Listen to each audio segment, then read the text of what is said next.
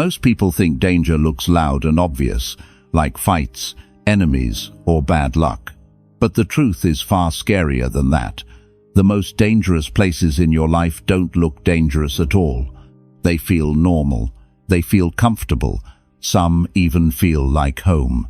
These are the places you walk into every day without fear, never realizing they are quietly ruining your future. The real threat isn't someone trying to hurt you. It's the rooms that slowly make you smaller, weaker, and easier to control. Long ago, Machiavelli warned that a man is rarely destroyed by open enemies. He is destroyed by comfort, habit, and the people and places he trusts too much. You think you're just hanging out. You think you're being polite. You think you're playing it safe. But every step into the wrong place trains you to expect less from life. There are 7 places like this, and once you enter them, your ambition starts to fade without you even noticing. If you care about your future at all, you need to know where not to stand. If you stay in the wrong places, nothing explodes overnight. And that's why they're so deadly. They ruin you slowly, like a leak that empties a bucket drop by drop. At first, you just feel tired. Then you start to doubt yourself. Then you stop trying as hard. You tell yourself you'll get serious later, but later never comes, because these places are built to make you comfortable with losing. They steal your time, your focus, and your courage, and they do it while smiling at you. In these rooms, you don't get pushed to grow, you get patted on the head. You don't get real advice, you get excuses that sound friendly. You don't get stronger, you get softer, because everyone around you treats weakness like it's normal. And the worst part is, the people in these places learn your buttons. They learn what scares you. They learn what you want. They learn what makes you feel guilty. So when you finally try to change, they can pull you back with one joke, one memory, one, "Come on, don't be like that." That's how a man gets trapped, not with chains, but with comfort. Machiavelli's lesson is simple. If your environment makes your hunger go quiet, it's not a safe place, it's a cage. And if you keep walking into cages, you'll wake up one day, older, broke, and full of regret, wondering where your fire went. It didn't vanish. It was drained out of you, one harmless visit at a time. Before we go any further, you need to understand this clearly. This isn't about bad luck, bad timing, or not being smart enough. It's about where you spend your time and who you spend it with. Every place you enter is shaping you, even when you think nothing is happening. Some places sharpen you, others slowly dull you, until you forget what sharp ever felt like. Today, I am going to reveal 7 places that do exactly that. These aren't dramatic or extreme locations. They don't look evil. They don't warn you at the door. They look normal, social, and even helpful. That's why most people never escape them. Each one works in a different way, but they all lead to the same ending, a smaller life than you were capable of living. These places drain your drive, confuse your priorities, and teach you to accept limits that were never real. And once you stay in them long enough, you start defending them. You say things like, "It's not that bad," or "At least I'm not alone," or "This is just how life is." That's how the trap locks shut. As I go through these 7 places, don't think about strangers or random people. Think about where you sit, where you talk, where you relax, and where you feel most at ease. Because comfort is the camouflage. If a place makes you feel safe while keeping you stuck, it's not protecting you, it's feeding on you. The first place is the easiest to enter, the hardest to leave, and the one that kills ambition faster than anything else. The first dangerous place is what I call the sympathy circle. This is where people gather to complain, vent, and feel sorry for each other. It might be a group chat, a lunch table, a bar after work, or even family dinners where nothing ever gets solved. Everyone talks about how hard life is, how unfair the boss is, how bad the system is, and how unlucky they've been. At first, it feels good. You feel heard, you feel understood, but that good feeling is a trap. Nothing grows here. No plans are made. No real actions happen. The only thing that spreads is weakness. Every time you complain in this circle, you train your mind to look for comfort instead of solutions. The people listening aren't helping you move forward. They're just happy you're struggling too, because it makes their own failures feel normal. In this place, effort is mocked, dreams are laughed at, and ambition feels awkward. If you talk about wanting more, the room gets quiet. So you learn to stay small to fit in. This is where goals slowly die, not from attack, but from neglect. The sympathy circle doesn't push you to be better. It teaches you how to stay stuck and call it being real. Here's what makes the sympathy circle so sneaky. It feels kind, like people care. But once you step out of it, the next trap is even trickier, because it feels like success. Some men leave the place where everyone complains, and they think, "Good, I'm done with weak people." Then they walk straight into a room full of important people and think they've made it. Nice suits, big smiles, fancy dinners, and loud talk about big deals. It feels like you finally got invited to the top. But Machiavelli would say, be careful, because there are rooms where you are allowed to sit, but you are not allowed to matter. And that kind of trap can kill your drive even faster, because it makes you feel proud while you're still stuck. The second dangerous place is the Table of Unearned Respect. This is where you sit near people with power, money, or status, but you don't actually have any of your own yet. They laugh with you, invite you out, and make you feel included. You start to think you're on their level just because you're in the same room. But look closely. You're not making decisions. You're not leading anything. You're just listening and nodding. They enjoy having you there because it makes them feel important, and you enjoy being there because it makes you feel special. That's the trade. The problem is, this place kills hunger. Instead of working harder, you start dressing the part, talking the part, and acting like you've already won. But nothing in your life has actually changed. Your skills haven't grown. Your power hasn't grown. Your results haven't grown. You're living off borrowed status. And borrowed status disappears the second you stop being entertaining or useful. This place turns strong potential into a well-behaved observer. You feel close to success, so you stop chasing it.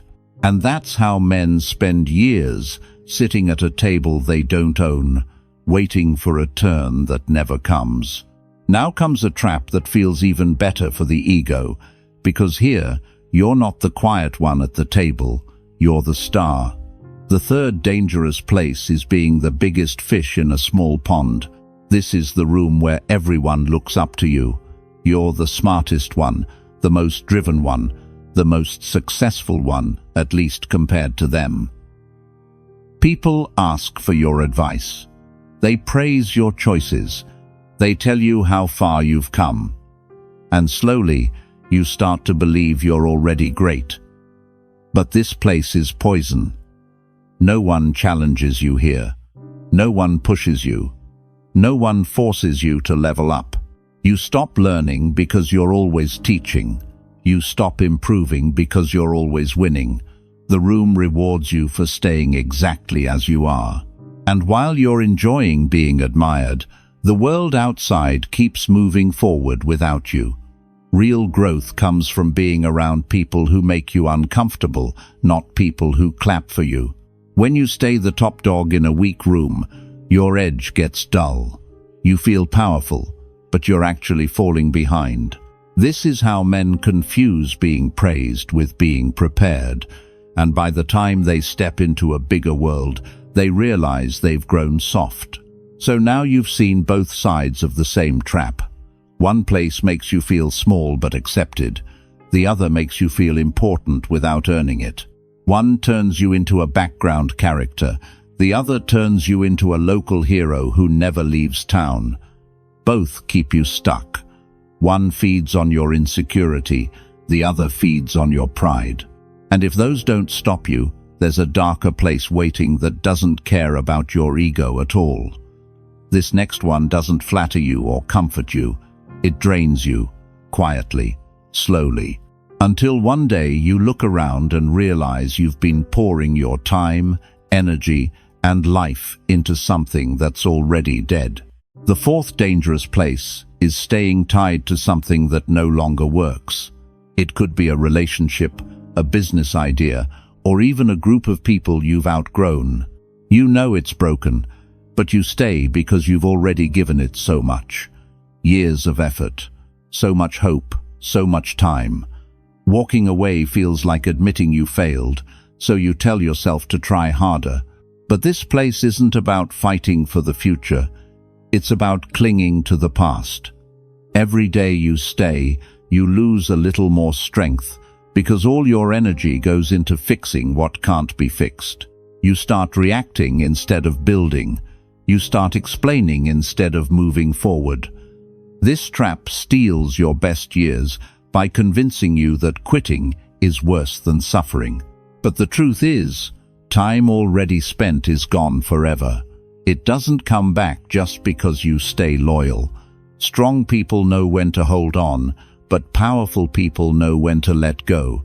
If a place keeps taking from you and never gives anything back, it's not a challenge, it's a drain. And the longer you stay, the harder it becomes to remember who you were supposed to become. The fifth dangerous place is the stage of false status. This is where you pretend to live a life you haven't earned yet, just to impress people who don't really care about you. It's the places where looking successful matters more than actually being successful. The expensive nights out, the flashy clothes, the lifestyle you can barely afford but feel pressured to keep up with. Everyone is smiling, posting, and showing off. But behind the scenes, they're stressed, tired, and drowning. This place traps you in performance mode. You spend more than you should, not because it helps your future, but because you're scared of losing your spot. You stop making smart moves and start making safe ones, because one mistake could expose you. Instead of building something real, you're busy protecting an image, and images are fragile. One bad month, one problem, and it all cracks. This place doesn't just drain your money, it drains your courage. You become careful, tense, and afraid to step back and reset. And that fear keeps you locked in a life that looks good from the outside, but is quietly falling apart underneath. The sixth dangerous place is the middle ground, the space where you try to keep everyone happy and never fully choose a side. This is the room where you stay quiet during conflict, agree with everyone a little, and avoid saying what you really think because you don't want problems. It feels safe, but it isn't. When you stand in the middle, no one truly trusts you. The people in charge don't respect you, and the people below don't follow you. You become invisible. Opportunities pass you by because no one knows where you stand or what you stand for. You think staying neutral keeps doors open, but it actually closes the important ones. Strong people pick a direction and accept the cost. Weak systems reward silence, but real progress doesn't. This place slowly erases your identity because you're always adjusting yourself to fit the room. Over time, you forget what you actually believe, and when pressure finally comes, you have no ground to stand on. The middle feels calm, but it's where momentum dies. The seventh dangerous place is the ghost of your hometown, meaning the people and spaces that only know the old version of you and refuse to let you grow. It can be old friends, certain family members, or anyone who keeps pulling you back to who you used to be. They remind you of your past mistakes, They joke about your dreams, and they treat your new goals like you're trying to act better than everyone. They may not even hate you, but they don't want you to change, because your growth makes them feel stuck. So they use memories like ropes. They call you by old names. They bring up old stories. They try to make you small again so they can feel comfortable. This place is dangerous because it attacks your future with your own history. And if you keep going back for approval, you'll keep shrinking yourself to fit their old picture of you. Sometimes the price of becoming stronger is that you stop being familiar to the people who liked you weak. If you want a new life, you can't keep living in old rooms. Now you see the pattern. None of these places attack you right away. They don't scream danger. They invite you in, make you comfortable, and slowly take pieces of you until there's not much left. They steal your time, soften your edge, and teach you to accept less than you're capable of. From now on, every place you enter matters. Every room is either helping you grow or quietly holding you back. There is no just hanging out anymore. If a place doesn't push you forward, it's pulling you down. And once you see this, you can't unsee it. If this opened your eyes, don't ignore that feeling. That's awareness waking up. Like the video so you remember this moment. Subscribe so you don't drift back into comfort without realizing it. And if you're serious about building a stronger life, step closer to people and ideas that challenge you instead of calming you. The world is full of traps dressed as safe spaces. Now you know where they are. What you do next decides everything.